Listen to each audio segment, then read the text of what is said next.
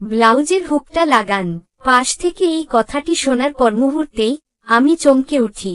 কাঁধে শাড়ির আঁচল এলোমেলো, আর ব্লাউজের পেছনের হুক খুলে গেছে।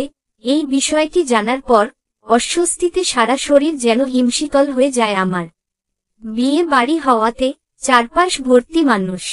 কারো চোখে পড়ে গেলে আমি সামনে তাকিয়ে দ্রুত এদিক ওদিক খুঁজি নিরাপদ একটা জায়গা।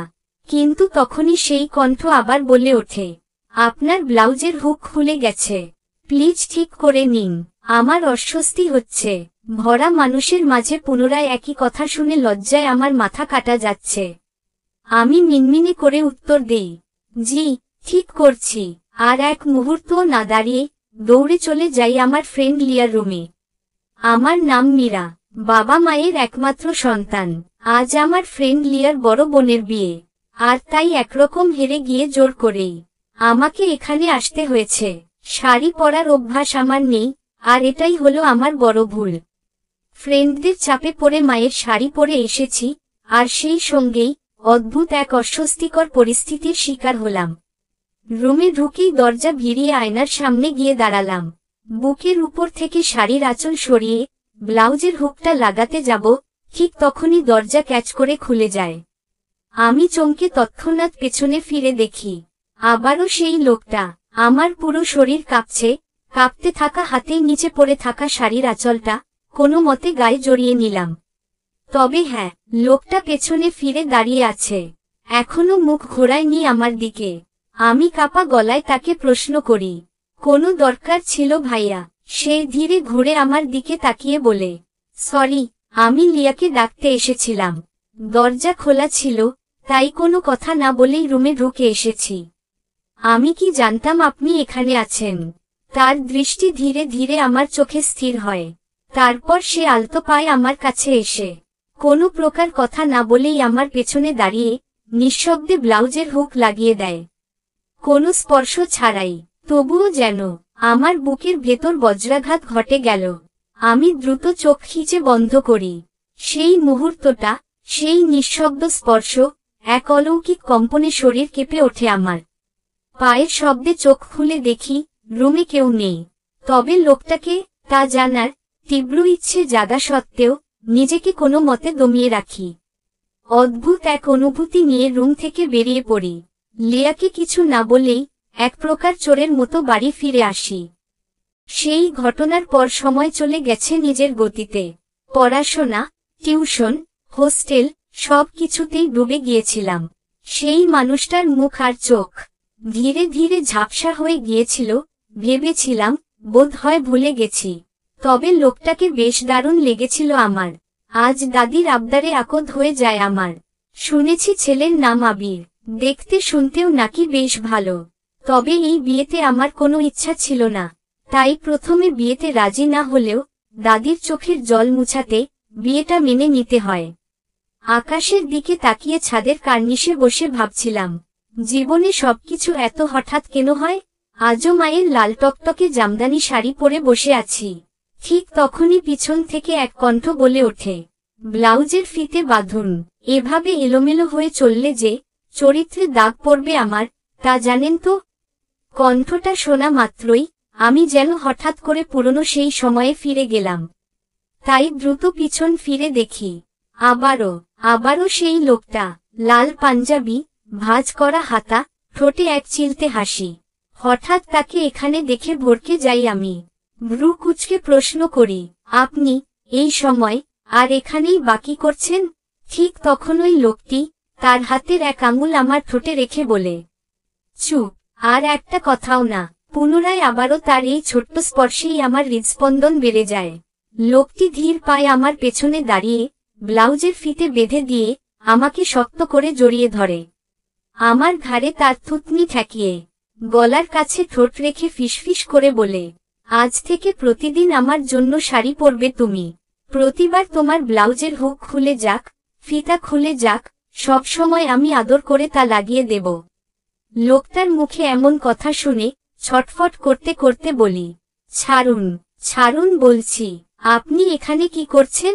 আর আমাকে স্পর্শ করার অধিকারই বা কে দিল আপনাকে? আমার এমন কথাই সে মৃদু হেসে বলল, তোমার স্বামী আমি। তোমাকে স্পর্শ করার একমাত্র অধিকার তো শুধুমাত্র আমারই থাকার কথা। আজকের দিন থেকে হালালভাবে আজীবনের জন্য তুমি শুধুই আমার। আমি হতবাক, কি সব বলছে এই লোক। তার এমন কথা শুনে মুহূর্তেই গলা শুকিয়ে এলো আমার। তবে কি সত্যি এই লোকটাই আমার স্বামী? সে আরো বলে, প্রথম দিন তোমার সেই ভীত চেহারা আজও চোখে ভাসে আমার। তখনই ঠিক করে ফেলি তোমাকেই আমার চাই, নয়তো সারা জীবনের জন্য চলে যাব কানাডায়। তাই অবশেষে আজ এলাম তোমার জীবনসঙ্গী হয়ে। লোকটার কথা শুনে বুঝতে আর বাকি রইল না আমার। আবির নামের যেই ছেলেটির সাথে বিয়ে হয়েছে আমার, ছেলেটি তবে ইনিই ছিলেন। আর তাই নিজেকে অতি স্বাভাবিক রেখে গলা নামিয়ে প্রশ্ন করি, আপনি লিয়ার কে হন? সে আমার মুখের দিকে তাকিয়ে মুচকি হেসে বলে, কাজিন। লোকটি আমার হাত ধরে বুকের সঙ্গে চেপে ধরে বলে ওঠে, ভালোবাসি মীরা। প্রথম দেখায় তোমাকে ভালোবেসে ফেলেছিলাম আমি। তোমায় অনেক আদর করে সারা জীবন আগলে রাখবো মীরা। কথা দিলাম তোমায়, যেভাবে প্রথম দিনের সেই শাড়ির ভাঁজে তোমায় দেখেছিলাম সেভাবেই আজীবন দেখতে চাই। আমি মাথা নিচু করে তার পাঞ্জাবির কলার চেপে ধরে বলি, প্রথম দেখাতেই আমিও ভালোবেসে ফেলেছিলাম আপনাকে, কিন্তু কখনো সাহস হয়নি বলতে। তবে আজ মনে হচ্ছে আপনি আমার কপালের সবচেয়ে বড় আশীর্বাদ আবির ভাই। আমার এমন কথাই তার জড়িয়ে ধরা হাতের বাঁধন আরো শক্ত হল। আমাকে সামনে ঘুরিয়ে বুকের কাছ থেকে শাড়ির আঁচলটা সরিয়ে দিয়ে সে আমার বুকে মুখ গুজে নাক ঘষতে ঘষতে মাদকের ন্যায় বলে ওঠে, তোমার মন, তোমার দেহ, সবটুকু শুধুই আমার মীরা। বিয়ের পরদিন সকালে মায়ের ডাকেই ঘুম ভাঙে আমার।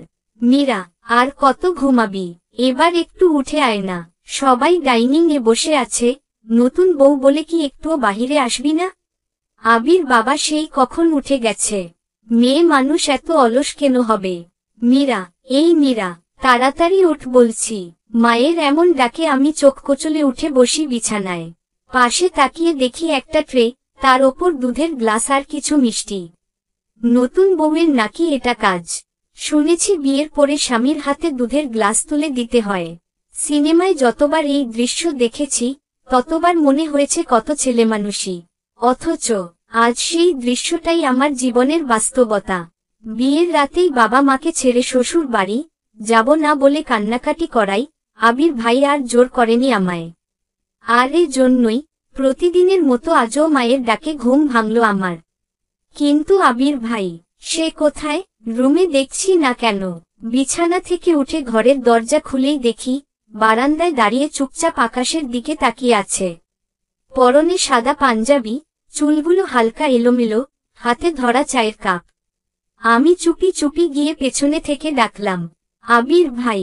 সে ধীরে ঘুরে তাকিয়ে মিষ্টি করে হাসল। চোখে সেই চেনা গাম্ভীর্য, তবুও যেন ভেতরে জমা প্রশান্তির ঢেউ।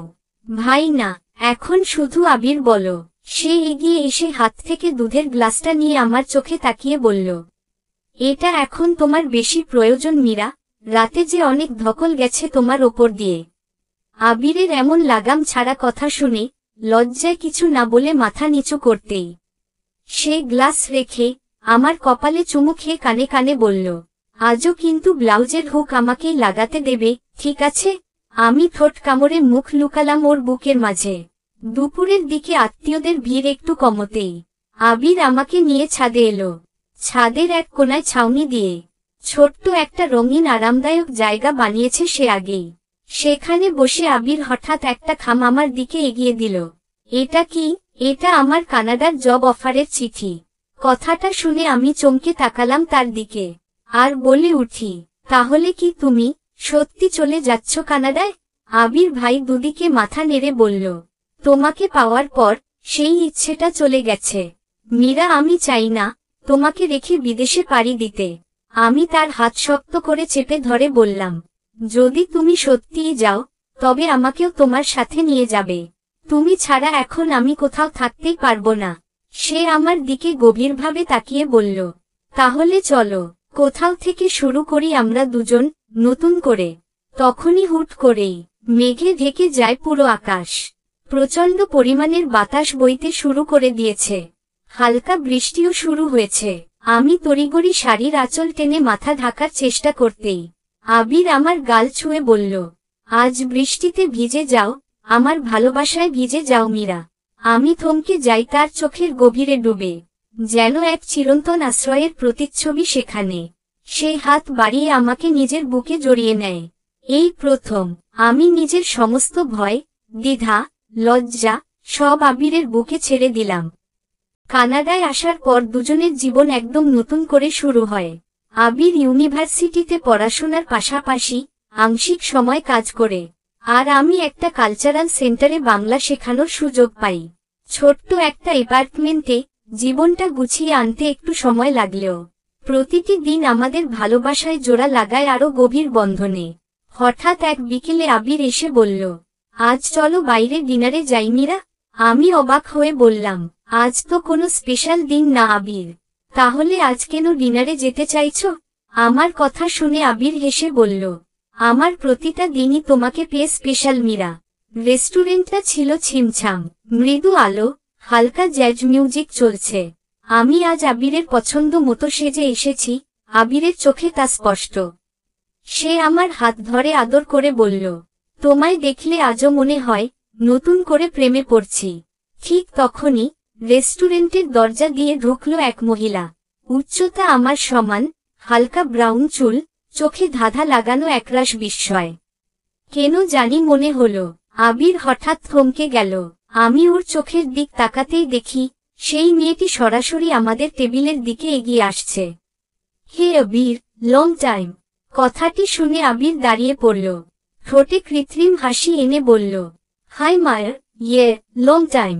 কেন জানি আমার বুক ধক করে উঠল। মায়া? কে এই মায়া?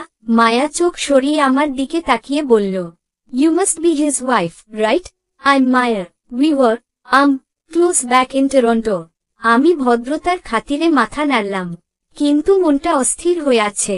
ডিনারের বাকি সময়টা আবির খুব চেষ্টা করল স্বাভাবিক থাকার, কিন্তু তার মনের মধ্যে হয়তো ঝড় বইছে এখন, যা তার চেহারায় স্পষ্ট।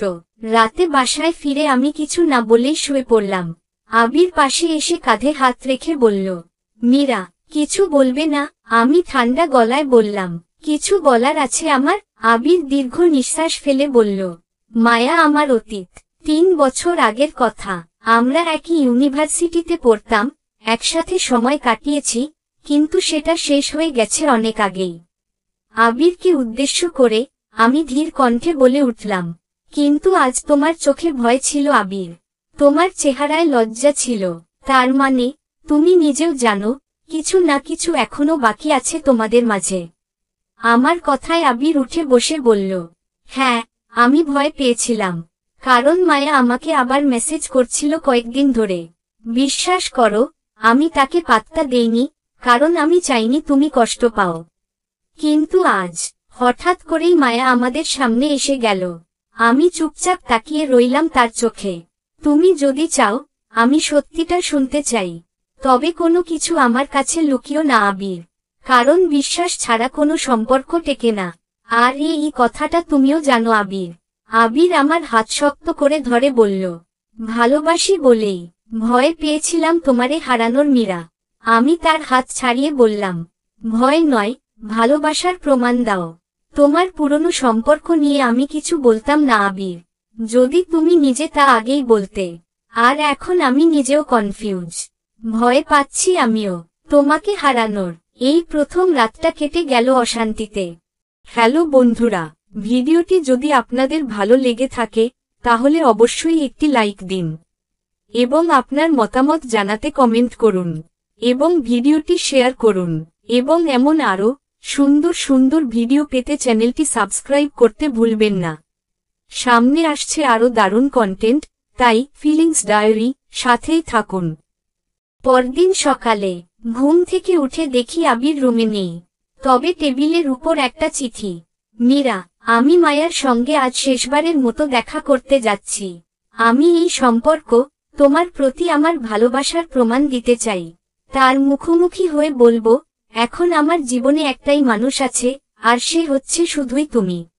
আমি অবশ্যই ফিরে আসব তোমার কাছে, কিন্তু যদি না ফিরি, জানবে আমি ব্যর্থ হইনি, আমি ভালোবাসতে শিখেছি। শুধু তোমায় ভালোবাসি মীরা। চিঠিটা পড়ে চোখ ভিজে ওঠে আমার। ভেতর থেকে একটা প্রশ্ন উঠল, আমি কি আবিরকে সত্যিই বিশ্বাস করতে পারি, নাকি নিজের অজান্তেই আমি তাকে কষ্ট দিয়ে ফেলেছি। বেলা তখন প্রায় দুপুর ছুঁই ছুঁই। হিটারের পাশে বসে চুপচাপ আমি বারান্দার দিকে তাকিয়ে আছি। কানাডায় জানুয়ারি ঠান্ডা, জমে থাকা বরফের মতোই আমার ভেতরটাও ঠান্ডা হয়ে আছে। ঘর জুড়ে নিস্তব্ধতা, অথচ মনের মধ্যে কেবলই ঝড় বইছে আমার। আবির কোথায় গেল, কি বলবে মায়াকে?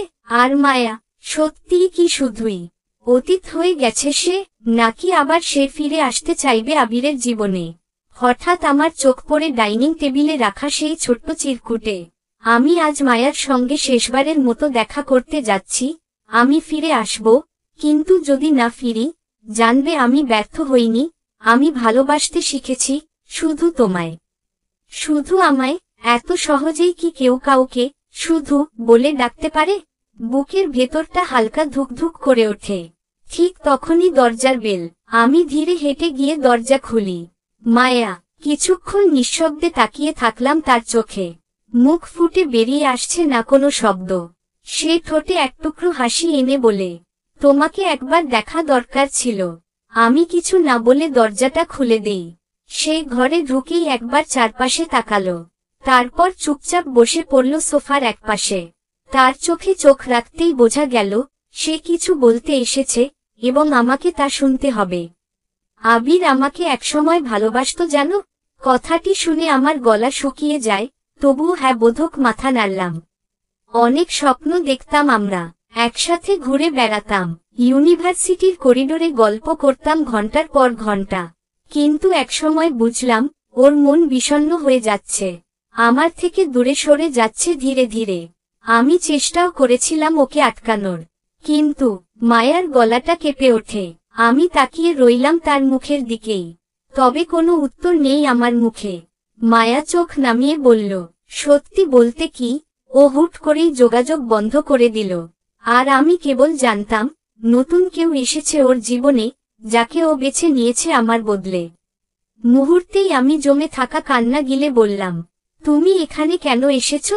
সে চুপ করে রইল এক মুহূর্ত, তারপর ধীরে বলল, নিজের মধ্যে আটকে থাকা প্রশ্নের উত্তর খুঁজে বের করতে। আবিরের চোখে আমার কোনো প্রতিচ্ছবি এখনো আছে কিনা সেটা দেখতে। আমি তার মুখের দিকে তাকিয়ে বললাম, তুমি পেয়েছো তোমার উত্তর? সে মৃদু হেসে বলল, হ্যাঁ, ওর চোখে আজ শুধুই তুমি মীরা। আমি আজ নিশ্চিত আমার গল্পে আবির শুধুই এক অধ্যায় ছিল, কিন্তু তোমার গল্পে সে পুরো একটা উপন্যাস। আমি কিছু বললাম না, শুধু বুকের ভেতরের জড়তা কেমন একটু হালকা হয়ে এলো। মায়া উঠে দাঁড়ালো, তার ঠোঁটের কোণে শান্তির ছায়া। আমার একটা অনুরোধ রাখবে মীরা? কি অনুরোধ? ওকে চোখের আড়ালেও একা রেখো না কখনো। ওর মনটা অনেক নরম, অথচ ও দেখায় খুব শক্ত। তুমি ওকে যতটা ভালোবাসো, ও তোমায় তার চেয়েও বেশি ভালোবাসে। দরজা খুলে বেরিয়ে গেল মায়া। আমি চুপচাপ সোফায় এসে বসে রইলাম। হঠাৎ দরজায় আবারও বেল। তড়িৎ গতিতে উঠে দরজা খুলে দেখি আবির, চোখ লাল, মুখ ক্লান্ত, কিন্তু ঠোঁটে এক প্রশান্তির হাসি। আমার মুখের দিকে তাকিয়ে ছুটে এসে কপালে চুমু খেল। নিঃশব্দে কানের কাছে ফিসফিসিয়ে বলল, তোমার মায়ার সঙ্গে দেখা হয়েছে মীরা? আমি মাথা নাড়তেই সে আমাকে শক্ত করে বুকে টেনে নিল। চাপা গলায় বলল, আজ সব শেষ করে এসেছি মীরা। আর কোনো প্রশ্ন থাকবে না, কোনো ছায়াও না। আজ থেকে আমি শুধুই তোমার। আমি চোখ বন্ধ করে তার বুকের গভীরে মুখ লুকিয়ে প্রশান্তির শ্বাস নিয়ে বললাম, তোমার এই শক্ত বুকটাই এখন আমার একমাত্র আশ্রয় আবির। আমি বিশ্বাস করেছিলাম তোমাকে, কিন্তু আমার ভয় হচ্ছিল যদি সে আবার তোমার জীবনে ফিরে আসে। আবির আলতো করে আমার চিবুক তুলে চোখে চোখ রেখে বলল, তোমার মনের প্রতিটি কাঁপুনি এখন থেকে আমার দায়িত্ব। আর প্রতিটি শাড়ির হুক, প্রতিটি আঁচল, সব আমার যত্নে। শুধু তোমার ভালোবাসায় বাধা থাকবে। আমার চোখ বেয়ে দুফোঁটা অশ্রু গড়িয়ে পড়ল। তবে এবারের অশ্রু ভয় কিংবা দুঃখের নয়, বরং এবারের অশ্রু প্রশান্তির। রাত তখন নিঃশব্দ, ঘরের সব আলো নিভে আছে। কেবল জানালার পাশ থেকে আসা চাঁদের নরম আলো মৃদুভাবে ছড়িয়ে আছে ঘরজুড়ে। বাইরে হালকা তুষারপাত হচ্ছে, কিন্তু ঘরের ভেতরটা কেমন জানি গরম হয়ে আছে, হয়তো দুটো মানুষের ভালোবাসায় গরম। আমি বিছানার এক প্রান্তে বসে চুপচাপ চাঁদের আলোয় আবিরকে দেখছিলাম। আবির জানালার পাশে দাঁড়িয়ে ছিল, সাদা শার্টের বোতাম খোলা, এক হাত পকেটে গুজে, চোখ দুটো অন্যমনস্ক অথচ স্থির। আমি উঠে গিয়ে তার পেছনে দাঁড়াতেই সে হঠাৎ ঘুরে এসে দুহাতের মাঝে আমার মুখ আগলে নিল। আজ কি চুপচাপ থাকবে, মীরা? মুহূর্তেই আমি চোখ নামিয়ে ফেলি। সে হাত দিয়ে আমার চিবুক তুলে বলে ওঠে, ভুল বোঝাবুঝির অবসানের পর তো আজ আমাদের প্রথম রাত। ভালোবাসবে না আজ আমাকে?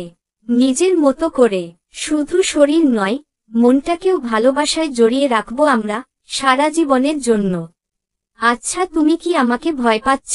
আমি কাঁপা গলায় বললাম, আমি ভয় পাচ্ছি না তোমাকে, বরং এতটা শান্তি আগে কখনো পাইনি। আবির এক টানে আমাকে বুকের ভেতর নিয়ে নিল, কানের কাছে মুখ নিয়ে ফিসফিস করে বলল, তাহলে এসো, আজকের রাতকে আমাদের ভালোবাসার নাম দেই। আবিরের ঠোঁট স্পর্শ হয় আমার কপালে, তারপর গাল বেয়ে গলায় নেমে আসে। ইতিমধ্যে তার নিঃশ্বাস ধীরে ধীরে ভারী হয়ে ওঠে। আবিরের এমন স্পর্শে আমার পুরো শরীর কেঁপে ওঠে। আবিরের হাত বিচরণ করছে আমার শরীরের বিভিন্ন জায়গায়। এরই মধ্যে আবির বুকের উপর থেকে শাড়ির আঁচলটা সরাতেই আমি শাড়ির আঁচল সামলে নিই। আমি এমনটা করাই সে নরম গলায় বলে ওঠে, এবার তো আমিই বলেছি, হুক খুলে যাক, ফিতে খুলে যাক, যতবার খুলে যাবে ততবার আমিই পরিয়ে দেব, আগলে রাখব, শুধু আমার করে। কথাটি শেষ করেই আমাকে খুব যত্নে বিছানায় শুইয়ে দেয়। চাঁদের আলোয় তার মুখটা যেন শিল্পীর তুলিতে আঁকা কোনো প্রেমিক দেবতা। আমার চুলগুলো কপাল থেকে কানের পিছে গুজে বলে ওঠে, তুমি জানো মীরা, আমি প্রথম দিন থেকেই তোমার শরীর চাইনি, আমি তোমার স্পন্দন চেয়েছিলাম। তোমার বুকের ভেতরের লুকানো কষ্টগুলো, সেই নিঃশব্দ ভালোবাসার ভাষাটা, সেটাই চেয়েছিলাম ছুঁতে। আবিরের কথা শুনে আমার চোখ ভিজে ওঠে। আমি হাত দিয়ে তার বুক ছুঁয়ে বললাম, আজ আমিও চাই, তুমি শুধু আমাকে না, আমার ভিতরটাকে ভালোবাসো। আমার প্রতিটা কম্পন, প্রতিটা না বলা ভাষা, আজ থেকে সব তোমার। আবির আমার সম্মতি পেতেই আমার ঠোঁটে নিজের ঠোঁট ডুবিয়ে দেয়। তপ্ত, ধীর আর গভীর একটা চুম্বন। সেই চুম্বনে কেবল স্পর্শ ছিল না, ছিল অশ্রু, প্রতিজ্ঞা, ভালোবাসা, আর একান্ত নিজ করে নেওয়ার তীব্র তৃষ্ণা। রাতের নিস্তব্ধতায় শুধু দুজনের নিঃশ্বাস মিশে যাচ্ছিল একে অপরের সঙ্গে। আমি ধীরে আবিরের গলা জড়িয়ে ধরলাম। সে আমার কপালে চুমু খেয়ে বলল, আজ থেকে প্রতিদিন তোমায় নতুন করে ভালোবাসব, নতুন করে ছুঁয়ে দেব, নতুন করে হারাবো তোমার মাঝে। কিছু সময়ের ব্যবধানেই আমাদের দুটো দেহ একসাথে হালকা কাঁপতে থাকলো। একটানা তীব্র গভীর ভালোবাসার ভেতর চোখ বেয়ে জল গড়িয়ে পড়তেই আবির তা সযত্নে মুছে নিল। বাইরে তুষার পড়ছিল, শীতল হাওয়া বইছে প্রচণ্ড পরিমাণে, আর ঘরের ভেতর ভালোবাসার উষ্ণতায় গলে যাচ্ছিল আমাদের সমস্ত অবসাদ, সব দূরত্ব, সব প্রশ্ন। সেই রাতে শরীর ছিল, কিন্তু তার চেয়ে অনেক বেশি ছিল আত্মার একাত্মতা। ভোরের আলো ফোটার আগেই আমি বুঝলাম, এই মানুষটাই আমার ঠিকানা, এই বুকটাই আমার চিরজীবনের আশ্রয়, এই ভালোবাসাটাই আমার সবটা। কয়েক মাস কেটে গেছে সেই রাতের পর। আমাদের জীবনে এখন এক অভ্যস্ত ভালোবাসা, কোনো প্রদর্শনী নয়, বরং নীরব যত্ন, নিঃশব্দ বোঝাপড়া। আবির প্রতিদিন সকালে উঠে আমার কপালে চুমু খেয়ে বলে, আজকেও তোমায় নতুন করে ভালোবাসব। আর আমি রান্নাঘরে দাঁড়িয়ে তাকে শুধু এক কাপ ধোয়া ওঠা কফি দিয়ে জানিয়ে দিই, আমি আছি, সারাক্ষণ তোমার পাশে, শুধু তোমারই হয়ে। হঠাৎ করেই গত দিন ধরে শরীরটা কেমন যেন লাগছিল। ক্ষুধা নেই, ক্লান্তি যেন যেতেই চায় না, মাঝে মাঝে তো বুকটা জোরে ধকধক করে ওঠে। প্রথমে ভাবছিলাম হয়তো আবহাওয়ার কারণে, কিন্তু আজ সকালে সেই টেস্ট কিটে যেই দাগটা এলো, তা দেখে যেন আমার নিঃশ্বাস আটকে গেল। পজিটিভ। আমি ধীরে ধীরে বিছানায় গিয়ে বসি।